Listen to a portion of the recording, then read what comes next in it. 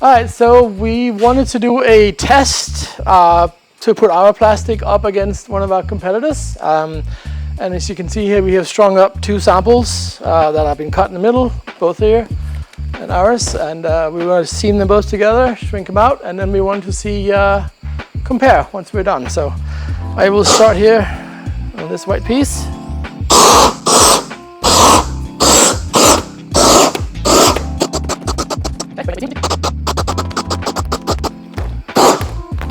All right, we'll do the same with the bioWRAP. I'm going to quickly.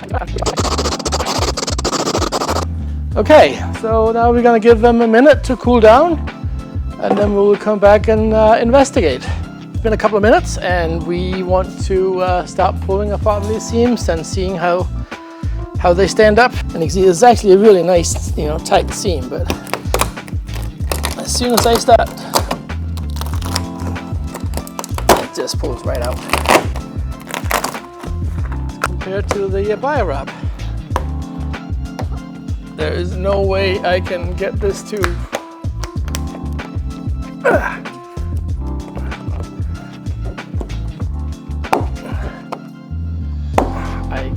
There's no way that seam is ever coming apart.